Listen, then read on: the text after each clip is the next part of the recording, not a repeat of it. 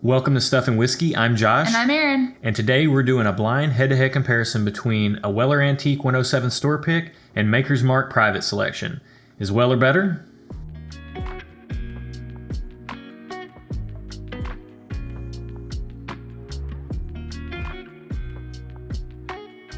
Welcome back to Stuff and Whiskey, the channel bringing real-world content to the real-world whiskey consumer. Our head-to-head matchups are double blind to remove any bias. We don't know what's in our glasses, but we're going to put them through our objectively excellent subjective scoring rubric. We're going to score each pour, pick a winner, our favorite, and then we're going to find out what's what. Let's do it. Let's go.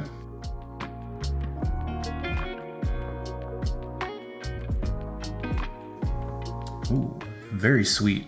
Yeah. Like a candy sweetness. Smells like alcohol. It's got some astringency there for sure. Yeah. I'm picking up on that. If I can get past that, I could probably smell something else. Yeah, it's just I'm getting a lot of candy sweetness and alcohol. Wow, really candy sweet. I've said this before, but I think I will be able to get a better pick on the nose. Pick on the nose. I didn't mean that, but I'll be able to pinpoint the nose a little better after I taste it. Yeah, that always helps open it up. Let's go in for a taste. Ooh, it tastes like tire rubber. But not in a bad way. Not in a bad way. No, there's something there that kind of has when you smell rubber, that's not a bad smell. Like Ked's shoes. Interesting. Ked's shoes. Ked's shoes, but not in a bad way. It's not a bad thing. Yeah. To me, I'm getting that candy sweetness definitely carries over off of the nose and onto the palate. I mean, it tastes like, a pack of Sweet Tarts or... I don't get that at all. Some Runts, like a hard candy, just that's nothing but sugar is what I'm getting from it. I'm not getting a lot of the typical bourbon notes that you get, like your caramels or vanillas, butterscotch, oak. There's not a whole lot of that going on. It's just a whole lot of candy sweetness that I'm getting. And on the palate, it's got a little bit of spice to it. Mm-hmm. It's got, probably a little bit of proof, but not too much. I find that quite enjoyable to sip. If I want something in that sweet wheelhouse, that's a pretty good pour right there. Okay.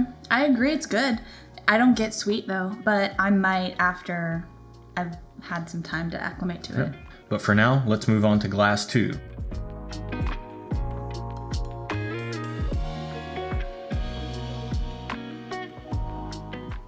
I'm getting the same sugary sweetness. These smell remarkably similar, but I'm not getting as much astringency. I'm not on this. either. It's definitely less astringent to me as well. It's less astringent, but it also doesn't have the richness of smell on the nose. It seems muted compared to the first glass, attenuated, as it were. All right, that's a $12 word. Let's get into the taste. Ooh, what does that taste like? It does not taste similar to this. Yeah. It smells similar, but it doesn't taste similar to me. They do smell similar, but they do taste different. I'm getting a little bit more of an oaky presence on the back end of this, but it does seem a little bit more tame compared to the first glass in the overall flavor profile. Maybe. They're both good. Mm-hmm. Is oak kind of what gives it a hay flavor? It can, yeah. I think I'm getting a little hay, like a hay. Yeah, you just get that kind of woody straw taste on the back end. Yeah, it's more like straw. Yeah, I'm getting that, and it even leans a little bit bitter to me on the back end. But they're both good pours. Mm-hmm. We are going to take a break. We're going to take a sip of water. We're going to clear our palates. We're going to put these through our scoring rubric, and we're going to be back with our favorites and our scores for each glass.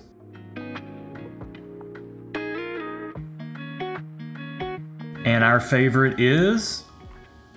Oh, we picked the same one. Same one. We never picked Jinx, the you owe me a same bourbon. one. All right, here you go. You can have this one. No, thank you.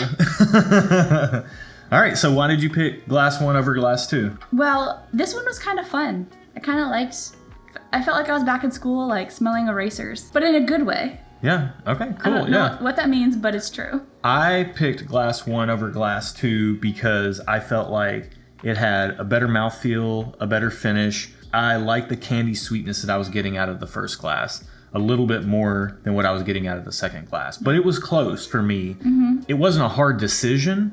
It was easy for me to pick glass 1, but they were close. Yeah, they were close for me as well. And I'm not mad at either one of these. If somebody poured these for me and handed it to me, I would be very happy drinking either one of these glasses. Same. So we can get into our scoring now. So we do a tasting score based on the nose, the flavor profile, and the experience on the palate. And our scoring is super simple. It's based on a thumbs up system where 1 thumb equals 1 point, 2 thumbs equals 2 points. Just okay is half a point.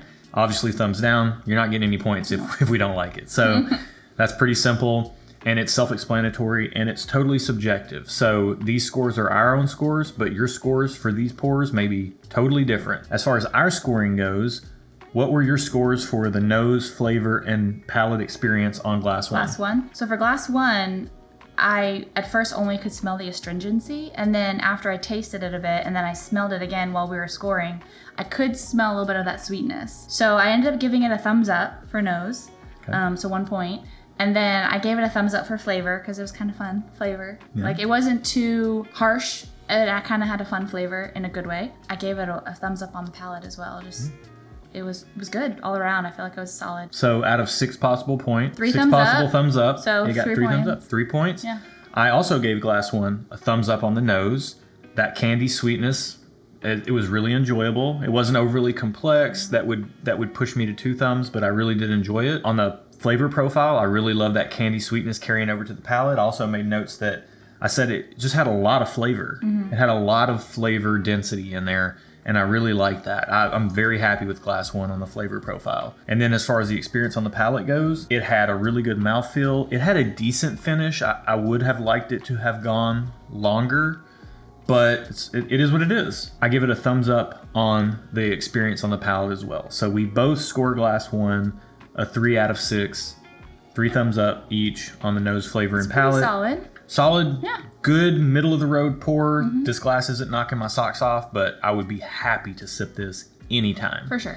All right, let's move on to glass 2. Where are you at on nose, flavor, and palate on glass 2? So glass 2 for me was pretty close to glass 1. I did give it, say, a thumbs up on nose, just because at first it was less astringent to begin with, and so I liked that. And then on the flavor, I gave it just okay. Just because it had like a little bit of a straw taste to me, which I didn't love. I don't hate it. I understand that's a common flavor profile, but it's not my favorite. And so it just got a half point there. And then it was fine on the palate, so thumbs up. So overall got a 2.5. And that makes sense because you scored the first glass 3 out of 6, and you picked the first glass as your favorite. I scored glass 2, thumbs up on the nose. It had that same candy sweetness that glass 1 had, just not quite as much, but it was still good. I was still happy with it. So I gave it a thumbs up. I'd be happy with that on the nose. On the flavor profile, I gave it a thumbs up. To me, the candy sweetness in glass 1 was preferable to me. The richness of the flavors. Glass 2, it was a little bit more muted. I would have preferred it to be amped up a little bit, but I wasn't mad at it. It's definitely better than just okay for me. This flavor profile was great for me. So thumbs up there. And then on the experience on the palate, I also gave it a thumbs up. So actually I scored both of these glasses 3 out of 6. Thumbs up across the board. They're both good pours. I'm very happy with both of them. Yeah. I'd be happy if someone poured me either one of these. Yeah. Absolutely. So for tasting scores, that's where we land, and we both prefer glass 1. But the other part of our scoring rubric that matters maybe as much is the consumer side of the equation. So for every pour that we do, we assign a retail score based on the price and the availability, which we're going to have to find out what these are to be able to assign those scores. And we also assign a consumer score based on whether we would buy it again or not. We need to find out what these pours are before we can make that judgment call. All right, so I'm excited. Let's find out. Glass 1 is number 13, and glass 2 is number 12. So for glass 1, number 13 is Maker's Mark Private Selection, and number 12 is Weller Antique 107's Store Pick. Are you kidding me? What does that mean? Are you kidding me? No. Oh, wow. 13. Okay. Yeah, 13 and 12.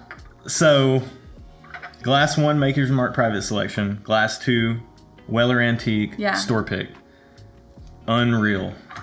Absolutely unreal. So, in the interest of full disclosure to you guys watching, we have a pool of paired pours that are comparable. That pool, I pour them and label them with a key on the bottom. Aaron then goes in separate and apart from me and matches stickers on the top so that we don't get anything confused, but she doesn't know what she's labeling. We don't know what we're drinking. This is completely double blind. Our first head-to-head was between Weller Antique 107 and Maker's Mark Cash Strength. And just by chance, our second head-to-head on the channel is between a Maker's Mark Private Selection that was blended by a local bourbon club and Weller Antique 107, which is a store pick by a local liquor store.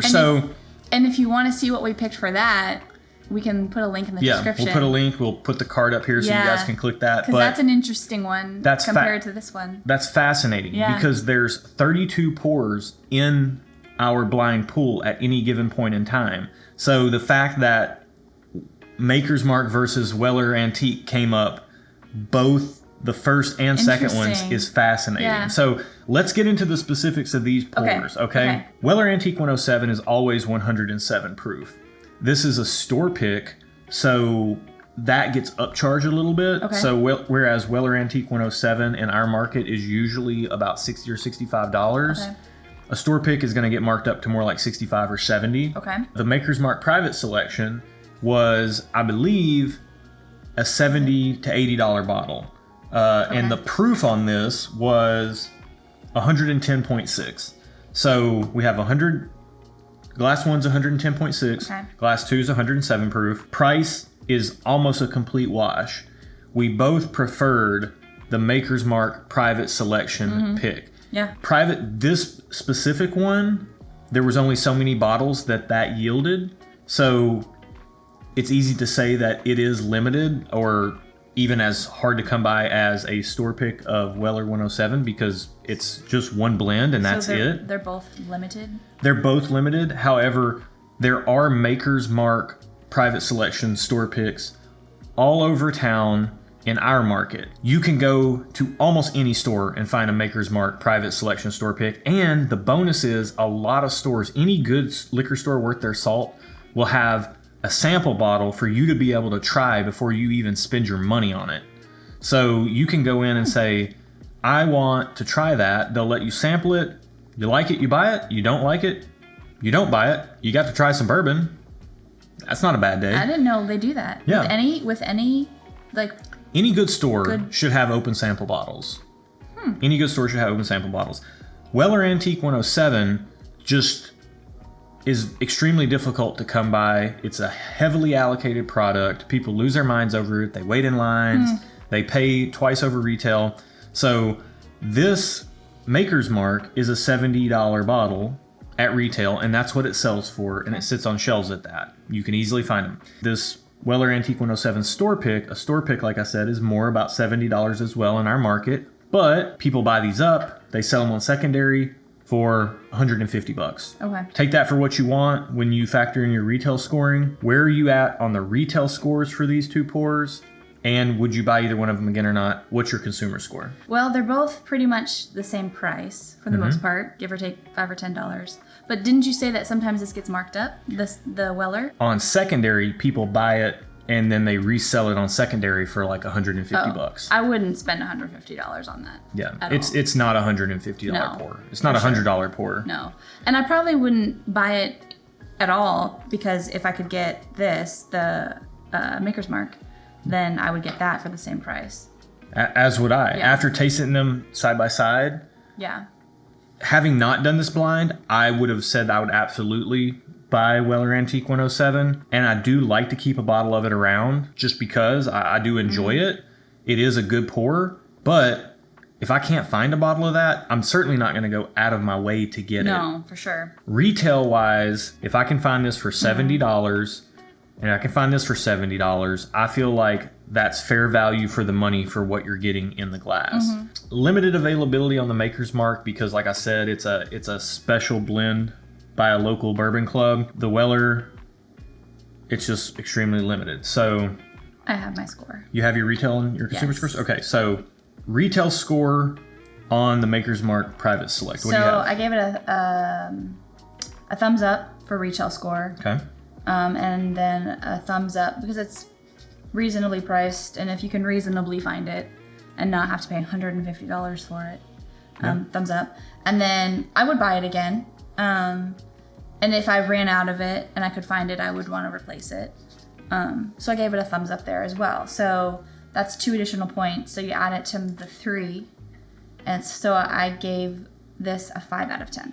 5 out of 10 for Aaron's real world score on the Maker's Mark Private Select. Weller Antique For 107. the Weller, I gave it just okay for the retail score, just because it's good price, but if you can't find it, And it gets marked up. and it gets marked on up when you secondary. can find it. Yeah. That's fair. If I had it and it was a retail price, I would buy it again, but I just gave it just okay because I also could live without it. Why would you buy this if you could buy this for the same amount of money and Yeah. you like it more? Yeah, exactly. So it got 1 more point, so it gets a 3 out of 5, or 3.5 out of 10. Out of 10. That's a pretty harsh score. I mean, 3.5 out of 10 on a real world score for a bottle of bourbon that people lose their minds over.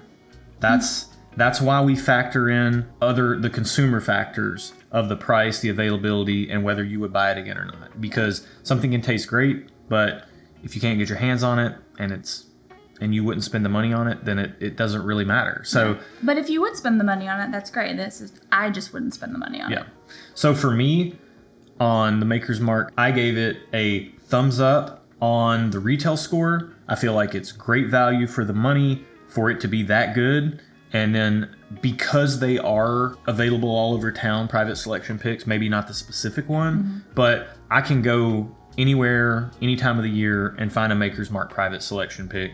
So I'm giving it thumbs up on price and availability, and I would absolutely buy another bottle of this. I'm not going to go out of my way to get another bottle of it. I'm not going to buy a bunch of them, but I give it a thumbs up on the consumer score as well because I'd absolutely buy this again. I would give Glass 2 a just okay on the retail score. The availability is really what hampers it here. I'm happy paying the price at retail if I can get a Weller Antique 107 store pick, but they're just so difficult to find. You gotta know somebody, or you gotta get lucky, and that's just too much of a hassle when there's too much retail score. And it's Why is that? I just like it. I just fair. Yeah, I just like it. It's a good pour. I'm not gonna cry if I can't get my hands on it. I'll just buy one. I like having both of them. Yeah. As I have a few sips, I would go more towards the Weller. Okay. Or, why not have both? You're more of a minimalist. You're more like, why would I buy this if I could just get this? Yes, it does. That puts Maker's Mark Private Selection, real world score, with all factors taken into account from consumer standpoints, gives it a 5 out of 10. Should people chase Weller Antique 107 store picks?